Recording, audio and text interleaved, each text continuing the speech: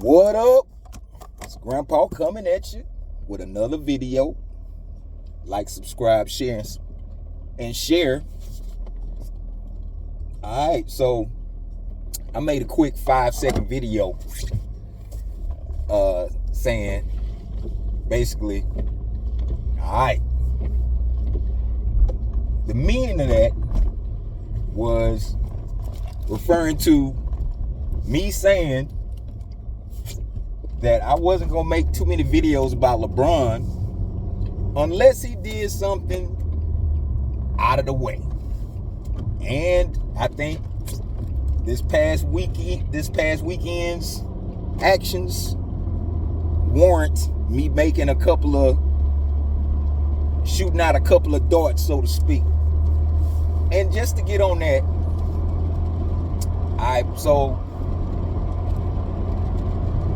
my tag is the Hip Hop Librarian 26, right? I've been on YouTube for a while, just watching, and that's what I named my YouTube page or whatever. I wasn't really thinking about making videos or nothing, but just to wrap it up quick, my name, Grandpa Loves the People, is a reference to something Old Dirty Bastard said, because I'm a Wu-Tang fan. So if you know what he said, then me and you on the same page. But let's get into this. So I was thinking, how many careers has LeBron destroyed while he's been in the league? I can think of one right off the bat that's on his team. Well, I don't know if he's on his team. I think he's on the roster, but I know he's on the G League. What about that dude that was killing in preseason? What was that dude? That guy's name? I can't think of the name, but everybody know who I'm talking about. That guy's career has permanently been altered being on the Lakers team, being in LeBron's vicinity. I mean, he ain't gonna get no run until he get away from him. And if you notice, everybody, and it's been said ad nauseum, when you get away from LeBron, you play better. And that's the truth. It's not like a coincidence. It wasn't like one player here, two players there. It's been loads of players that's got away from LeBron, and they career is better for them. I can think of Rodney Hood when he was on Cleveland. When LeBron did his annual cry fest to the media about we ain't got no help and this, that, and the other. Top heavy has been used, all that. I think that was the term that year. We top heavy is. So Rodney Hood, he was killing wherever he was at. I think he was in Portland, but he was a pretty productive player. Hadn't heard anything from him. I think he retired or something. I don't know where he at. I'm pretty sure I could look it up. What about Chris Bosh? Chris Bosh, the trajectory he was on, he was going to be a Hall of Fame player. But you get with LeBron, as a big man, you got to clear the lane out, so you got to set up shop on the three-point line. Do you know how big of a change that was for Chris Bosh? And he was a soldier. He was catching all kind of flack on TV. People calling him the weak link. He ain't do himself any favors with certain actions. I ain't gonna get into that, but Chris Bosh. And it wasn't no coincidence. I think people forgot because he was so quick, and the issue took him kind of quick.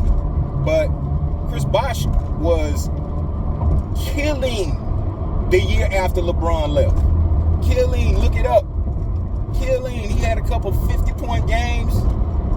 Then all of a sudden, the blood clot issue come, and then he's out. And that was a shame, because I wanted to see what he had in store, because what he was showing before the blood clot issue, it was outstanding. let's think about Kyrie Irving. Kyrie Irving got wind of LeBron wanting to send him away for Chris Paul. Kyrie Irving got boys in the league, got people in the league that probably like him. He got ahead of it, requested a trade. Now he's the villain. He goes to Boston. Them young knuckleheads that was in Boston, I ain't gonna put Jason Tatum in the knucklehead category, because it really wasn't him. It was more like Terry Rozier. And now time has passed. You see what happened with Terry Rozier. He's doing some shady things. Goes to Boston, crapped on the whole time. Then he goes to Brooklyn. He's labeled a malcontent. Now that organization is terrible. Is ran poorly. So Kyrie Irving, just because he wanted to get from up under LeBron, he was labeled a head case. And if you remember back when he was having those interviews, it was like, well, why would you want to leave LeBron? Why? Because I want to. It's that simple. Let me see what else I can bring up. Because he done been a lot of places. Well, we'll talk about Kevin Durant. Kevin Durant. What was he known as before all this stuff hopped off about this ring culture? He was just playing the game in OKC. Him and Westbrook. You know, they was coming up. I remember the commercials that he had. Like that one commercial where he was like sitting in the office. I think it was police office, and you know, something about him being a nice guy, some stuff like that. But he said afterwards, he said that he wasn't going to be second place again. So then he gets bumped. They get bumped out of the playoffs by Golden State. And I don't think he initially wanted to go to Golden State. It was reports that he wanted to go to Boston. But he goes to Golden State, and that ruined LeBron's plans. LeBron's plans was he was about to run off about 3 in a row, and that got foiled because Curry and Durant played the game better than him, and he originated that game. So then Durant goes to Golden State, balls out, wins 2 in a row, gets ran out by Draymond Green. What was that GM name? Bob Myers.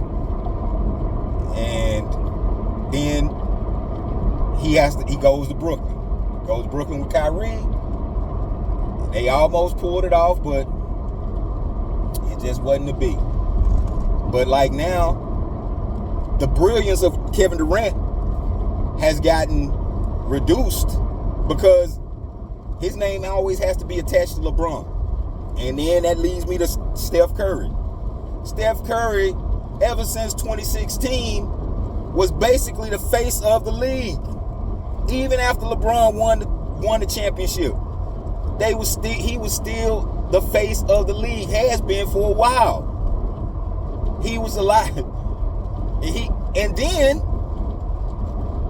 somehow, some way, they want to link LeBron and Curry together and basically draw off Curry's shine just to give LeBron some more, because this guy is holding on too long. And I got an upcoming video about players playing until they almost 40 now. It's a outbreak of that nowadays. Like, guys don't want to leave. Like, I was looking at the Boston Celtics documentary, video coming up on that too. But I was looking at the Boston Celtics documentary, and what's his name? what's my man's name?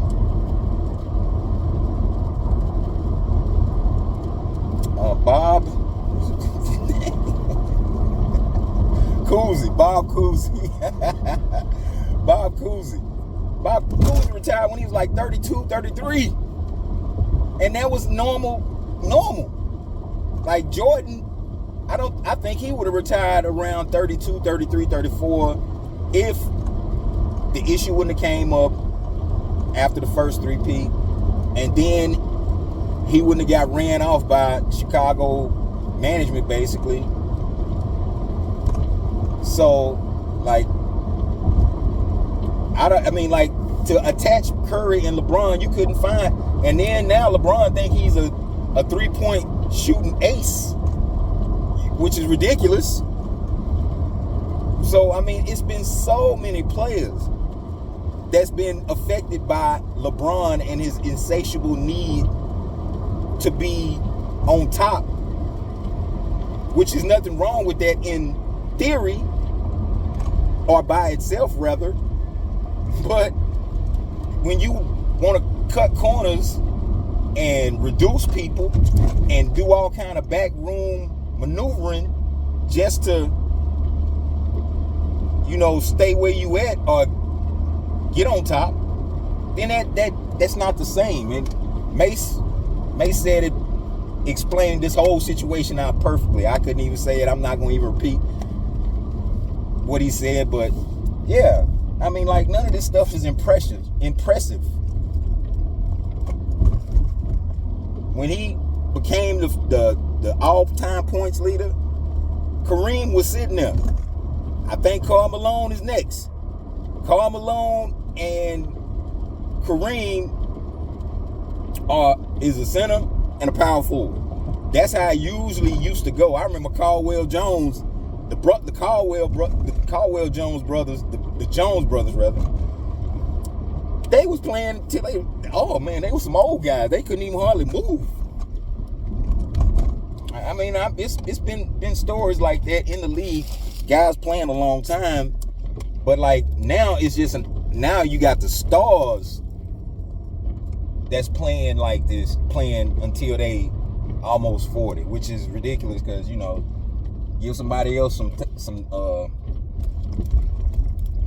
give somebody else a look, man. So I'm at the crib now. We're gonna get this back in the morning. Hit you with some more darts. So Grandpa signing off. Peace out.